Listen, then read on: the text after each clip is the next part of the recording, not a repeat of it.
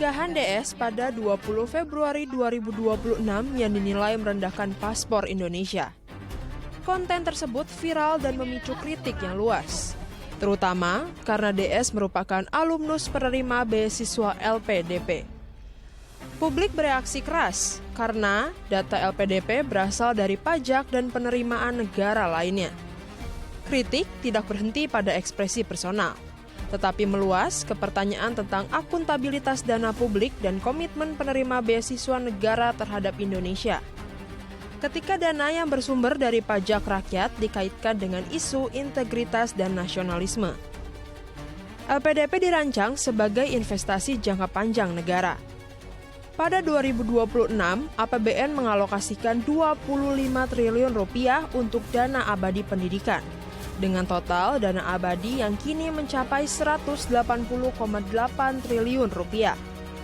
Program ini bukan sekedar beasiswa, melainkan strategi pembangunan sumber daya manusia berbasis investasi. Ya pemirsa, kita langsung saja berbincang langsung dengan Ina Lim selaku pengamat pendidikan.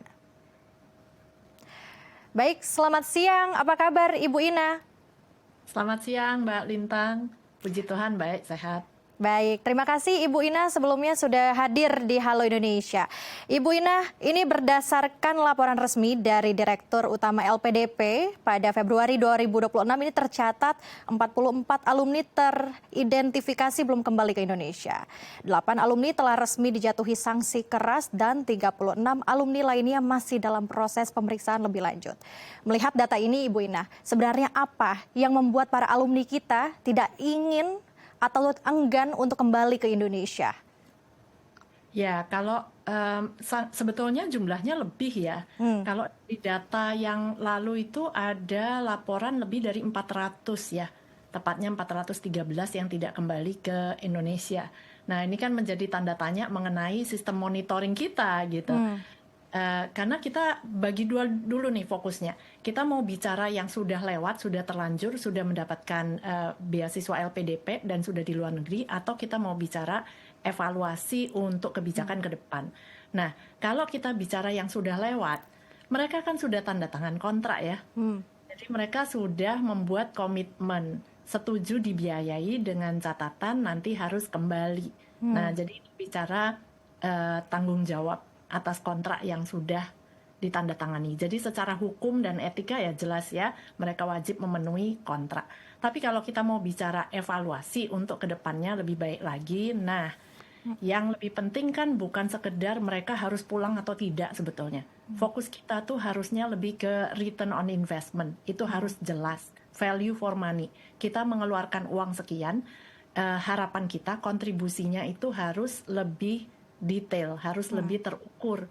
Nah kan ini yang rame dibahas netizen. Kok cuma jadi influencer ngajarin ngompos, kayaknya ibu-ibu di kompleks saya juga banyak tanpa harus dibiayai oleh negara. Kan itu yang dibahas, berarti value for money ya.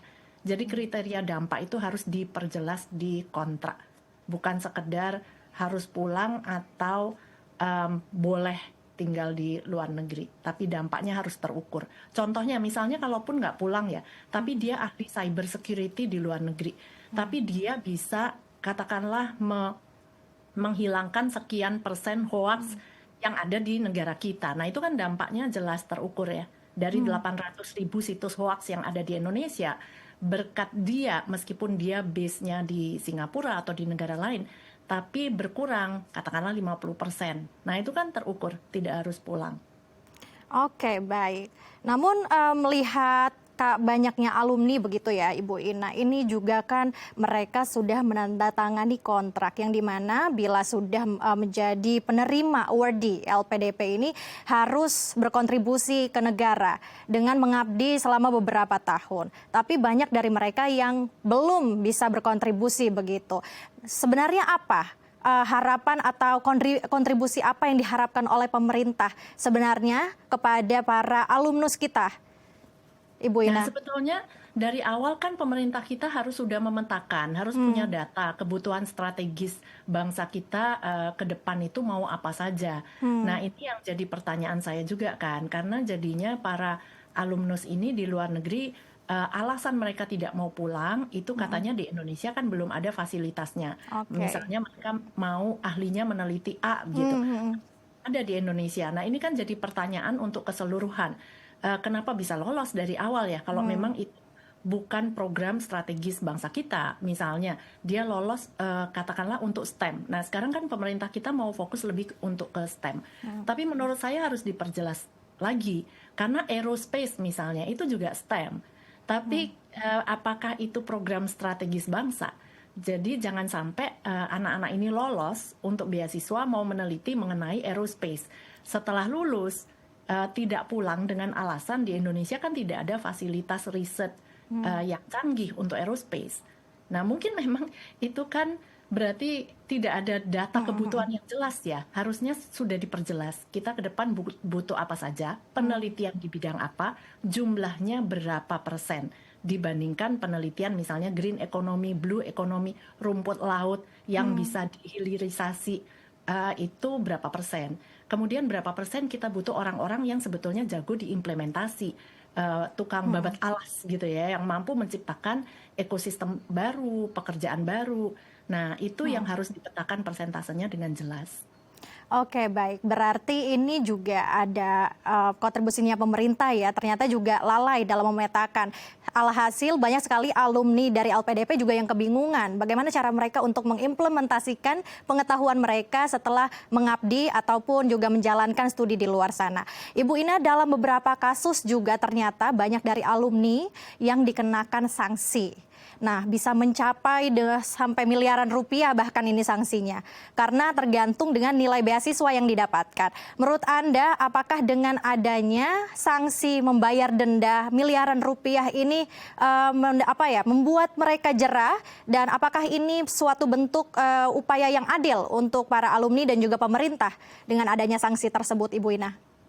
Iya, sebelum kita ke sanksi, tapi menyambung yang tadi terlebih dahulu ya, sebetulnya tidak hanya pemerintah, tapi dari pihak yang lolos beasiswa LPDP, itu mereka kan waktu itu diminta menuliskan esai, komitmen.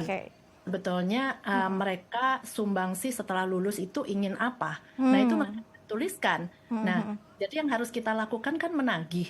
Jangan sampai itu hanya esai yang dibuat indah supaya lolos, tapi sebetulnya nggak ada niat juga sih untuk merealisasikan. Nah ini harus ada tim monitoring untuk menagih gitu ya. Nah itu yang harusnya menurut saya kontraknya harus dibuat personal berdasarkan esai masing-masing komitmen penerima beasiswa. Jadi Anda akan kembali komit di sini. Kalau tidak bisa memenuhi sesuai janji Anda, berarti sanksinya itu harus disepakati.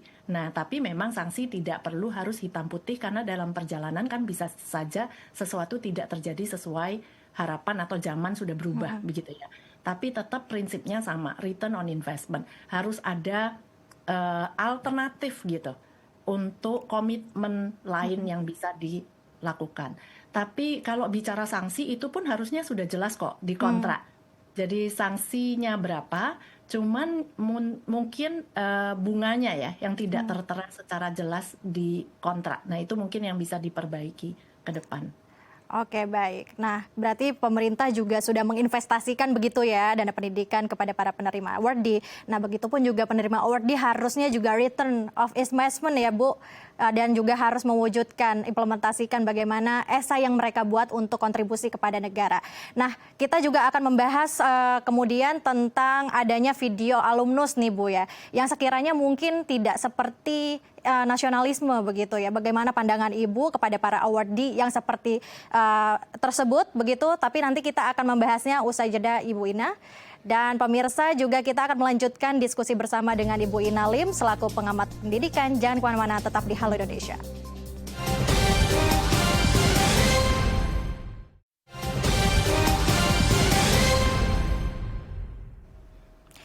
Terima kasih pemirsa masih bersama kami di Halo Indonesia. Kita melanjutkan diskusi kembali bersama dengan Ibu Ina Lim selaku pengamat pendidikan. Baik Bu Ina, kita kembali melanjutkan perbincangan kita kembali. Ini akhir-akhir ini masih viral ya Bu ya, video tentang alumnus LPDP yang mungkin pernyataannya dirasa tidak nasionalis begitu ya. Biar saya saja yang WNI, anak saya jangan. Menurut Anda apa sebenarnya yang harus dipahami dari konsep nasionalisme ini kepada para penerima LPDP? Ibu Ina. Ya, pertama-tama memang sangat disayangkan ya, kan kita memang semuanya terlepas dari penerima LPDP atau tidak, kita semua kan harus cerdas bermedia sosial gitu ya. Tidak semua hal itu perlu diungkap-ungkapkan di media sosial. Nah, ini butuh kecerdasan. Tapi kalau bicara nasionalisme, yang utama menurut saya sebetulnya kan bukan masalah soal paspor atau soal tinggal di mana, tapi soal integritas dan tanggung jawab. Harus bisa membedakan mana yang milik pribadi, mana yang milik publik ya. Dana LPDP itu kan bukan uang orang tua atau swasta ya, itu uangnya rakyat, jadi uangnya publik. Jadi harus siap dipertanggungjawabkan dan harus siap dievaluasi oleh publik. Jadi jangan juga defensif karena semua berhak menagih begitu kan. Karena ini menggunakan dana publik, harus siap diaudit, siap dilihat dampaknya secara transparan. Siap ditanya kontribusinya gitu ya, jadi nggak boleh alergi dengan transparansi. Yang membuat publik marah itu kan di awal-awal masih terus defensif, malah seolah-olah menyerang balik begitu ya, menantang gitu. Nah, harusnya dengan rendah hati, ya terima kasih saya sudah didanai oleh Anda-Anda di Indonesia, ini kontribusi saya gitu kan, dengan rendah hati. Itu yang kita harapkan. Dan yang paling penting tanggung jawab terhadap dampaknya. Nah, ini juga yang saya sayangkan, sebetulnya tahun lalu itu sudah ada pembahasan dari Mendikti Saintek waktu itu ya, Pak Satrio Brojonegoro, yang sempat membahas juga bahwa lulusan LPDP itu tidak pulang tuh nggak apa-apa. Nah, saya tidak keberatan di sananya, tapi saya keberatan di alasannya. Karena alasannya dia kan bisa membawa nama baik bangsa, dia kan bisa mendapat pekerjaan di sana, dia. Padahal berintegritas itu harus tahu batasan antara mana saya dan mana yang milik publik. Investasi negara dampaknya bukan sekedar untuk saya dan saya. Ya, jadi mentalitas seperti ini yang kita harapkan. Oke, baik Ibu Ina. Lalu pemerintah juga begitu ya, maksudnya tadi juga sudah dijelaskan juga dengan Ibu Ina tadi bahwa ada statement begitu ya dari pemerintah kita bahwa tidak apa-apa misalkan juga bekerja di luar negeri begitu, tapi juga harus tahu kontribusinya untuk negara seperti apa. Nah, ini juga istilah seringkali diucapkan banyak sekali yang membuat ya bahwa pengabdian dalam perjanjian LPDP ini dinilai masih terlalu umum. Ibu Ina, ini sebenarnya pemerintah itu perlu memperjelas definisi pengabdian itu seperti apa sih, Ibu Ina? Iya, betul. Nah, ini yang saya harapkan, harusnya jelas di kontrak, harus bisa diukur gitu ya. Mungkin harus ada multiplier effect-nya. Misalkan bisa transfer ilmu, ada perbaikan kebijakan. Kalau seorang guru berarti harus bisa mengajar di daerah 3T selama berapa tahun atau memberikan pelatihan berapa guru. Nah, ini harus ada ukuran yang jelas. Kalau enggak, ini yang dipertanyakan oleh masyarakat kita kan.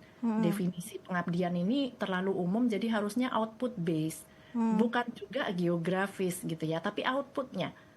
Misalnya tadi yang saya kasih contoh, cyber security, menurunkan hoax itu berapa persen, kemudian green economy, mungkin ada proyek energi, kemudian hilirisasi rumput laut gitu ya, menaikkan nilai tambah, tidak sekedar dikeringkan tapi juga bisa dijadikan kapsul obat mungkin, atau serum kecantikan. Nah, itu harus jelas. Kalau guru misalnya, guru inklusi gitu ya, kita bakal butuh berapa, bisa melatih berapa guru di berapa daerah.